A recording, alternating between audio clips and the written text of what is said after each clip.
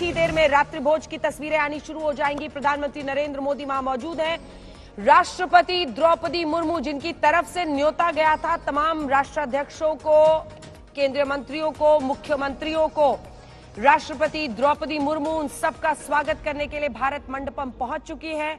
आज की शाम ये भव्य आयोजन, रोशनी से नहाई हुई दिल्ली और भारत मंडपम का ये भव्य नजारा, जहां पर आज ये रात्रि भोज का आयोजन किया गया है, वहीं की ये तस्वीरें आनी शुरू हुई हैं। शाम के पहर में झरनों में बदलती रोशनी एक भव्य बुलंद भारत की तस्वीर पेश करती हुई भारत मंडपम पहुंच गई है। राष्ट्रपति द्रौपदी मुर्मू जो प्रधानमंत्री नरेंद्र मोदी के साथ तमाम राष्ट्राध्यक्षों का स्वागत करेंगी।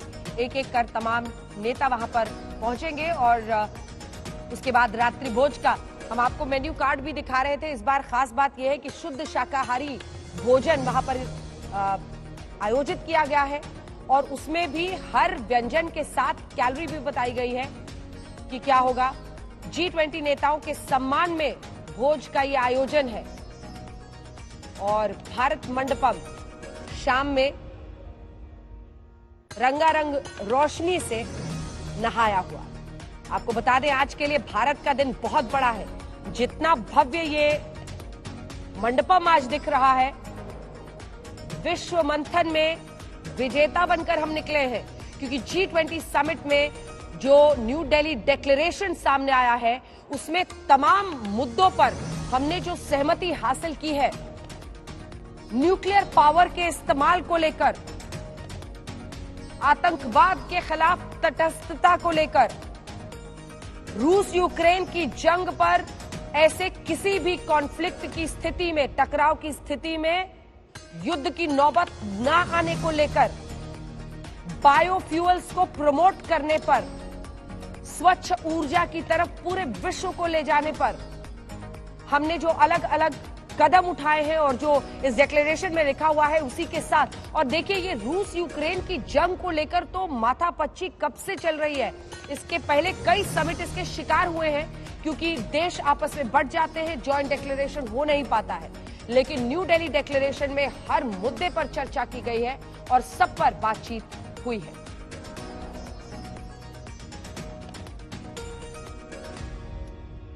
कई बड़ी बातें हैं। प्रधानमंत्री ने खुद आज ऐलान किया है, भारत में मिडिल ईस्ट यूरोप कनेक्टिविटी जो एक कॉरिडोर, इकोनॉमिक कॉरिडोर बनाया जा रहा है, उसका भी ऐलान किया है। इसी के साथ जो ग्लोबल बायोफ्यूल्स अलायंस है, उसका भी प्रधानमंत्री ने जिक्र किया।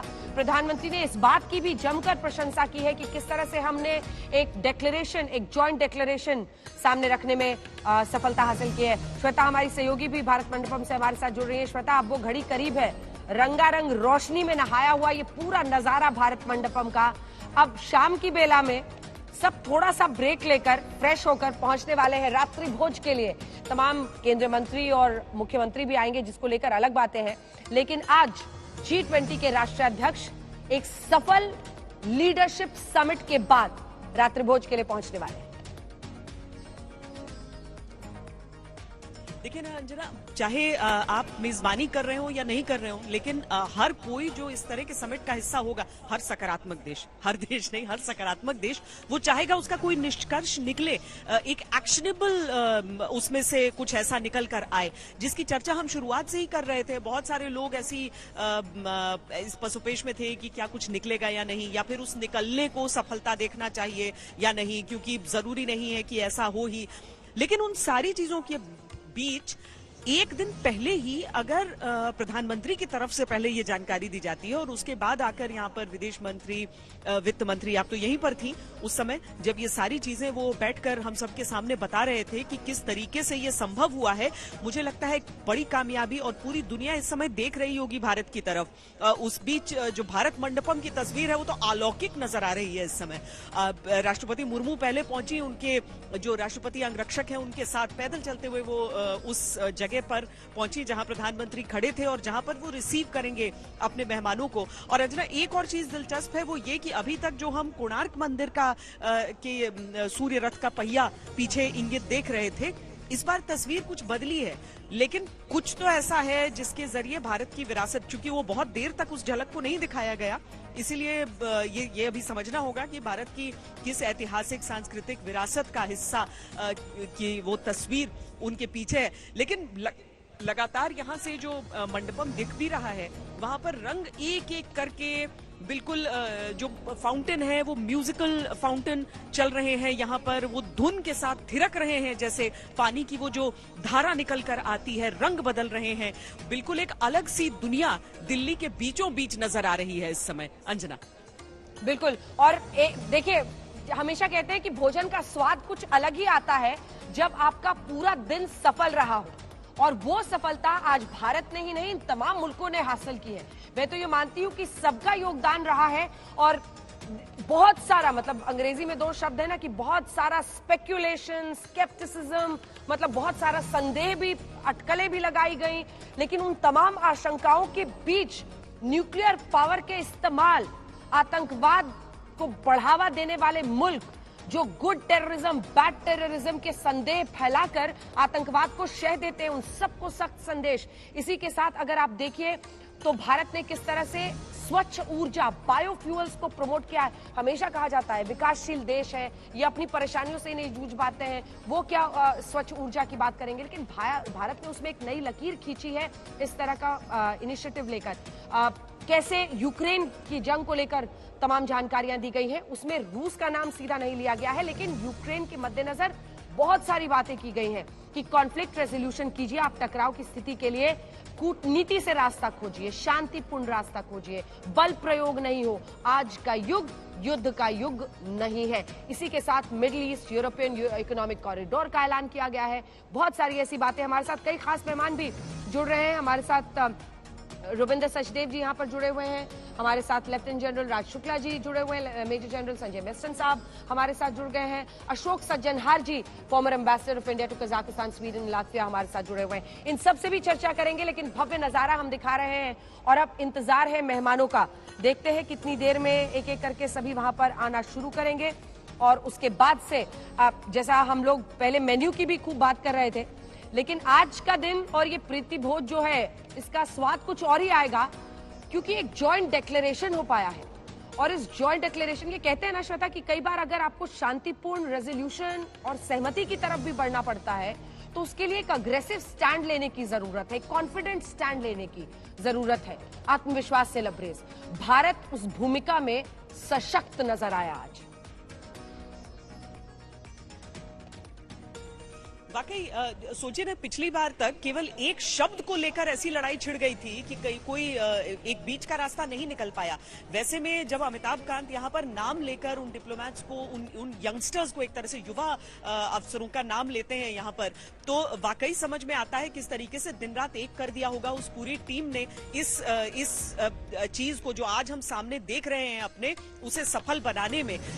युद्ध शब्द का इस्तेमाल नहीं होना चाहिए, ये रूस की आपत्ति रहती थी। अमेरिका हमेशा इस बार भी कह रहा था, अमेरिका भी लास्ट तक ये कहता रहा कि नहीं, इसके रेफरेंस के बिना तो हम नहीं चाहते हैं कि किसी भी तरह का कोई स्टेटमेंट जारी हो।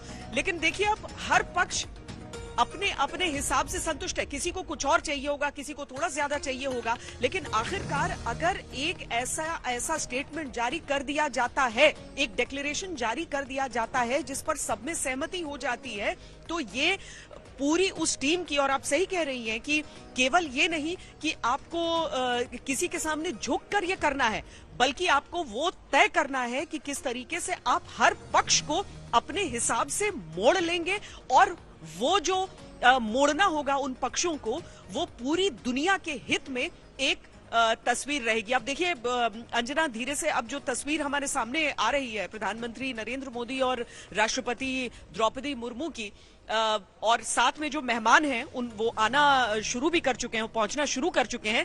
ये जो पीछे धरोहर की तस्वीर है, ये एक बार फिर देखिए वो ले जाएं, चाहे उस जगह पर जाकर दिखाएं, लेकिन यहाँ पर G20 के इस बैकड्रॉप के साथ ही वो उसका पूरा वर्णन अपने सारे मेहमानों के लिए करना है। और यही वो नजारा है जिस पर आपने देखा था सुबह में कोणार्क व्हील को दिखाया गया था, और उस चक्र के बाद अब पूरा भव्य नजारा, नटराज की मूर्ति लगाई गई है। हर संदेश में जो भारतीय परंपराएं हैं, सिविलाइजेशन है, ये मुझे लगता है राष्ट्राध्यक्ष है नीदरलैंड्स के, जो वहां पर पहुंचे हैं। एक एक करके सबका पहुंचने का सिलसिला शुरू हो चुका है और राष्ट्रपति द्रौपदी मुर्मू, प्रधानमंत्री, उनका स्वागत कर रहे हैं।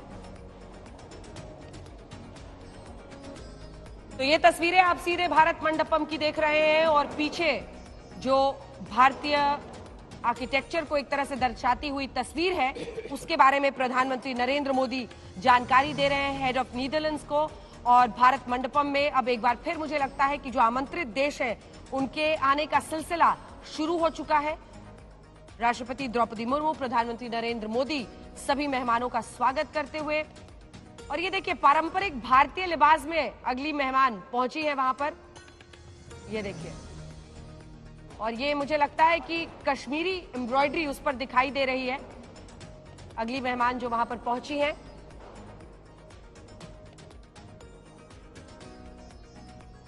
अब ये तस्वीर भी अपने दर्शकों को बता देते हैं, ये नालंदा महाभारा की तस्वीर है, जो कि 15 सेंचुरी और 12वीं सदी की है। उस वक्त ये ऑपरेशन में था। नालंदा की ये तस्वीर है। इसकी जो पूरी विरासत है वो बुद्ध और महावीर के युग को जाती है, वहां पर जाती है।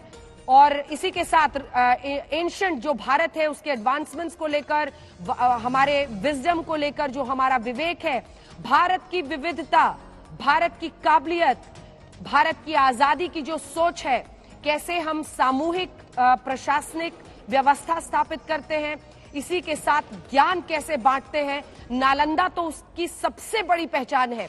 और ये नालंदा के ही महाविहारा की आप तस्वीर देख रहे हैं प्रधानमंत्री नरेंद्र मोदी के पीछे, जहां पर वो स्वागत करेंगे। तो नटराज की मूर्ति जो है वहां का व्यू है, लेकिन प्रधानमंत्री जहां पर सबका स्वागत कर रहे हैं 5वीं से 12वीं शताब्दी के बीच, माफ कीजिएगा, 5वीं से 12वीं शताब्दी के बीच के नालंदा महाविहारा की ये तस्वीर है।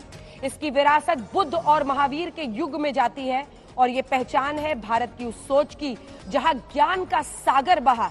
देखिए उसी नालंदा जो कि शिक्षा का सबसे बड़ा केंद्र था, लंबे वक्त तक उसकी अनदेखी हुई और वहीं का नजारा हम आपको दिखा रहे हैं। सबसे पुराने अंतर्राष्ट्रीय विश्वविद्यालय जिस नालंदा में था, वो एक जीता जागता उदाहरण है, एक टेस्टामेंट है उस भारत की स्पिरिट का जिसको हम जीते हैं और जिस कमिटमेंट के साथ हम आगे बढ़ रहे हैं G20 प्रेसिडेंसी में।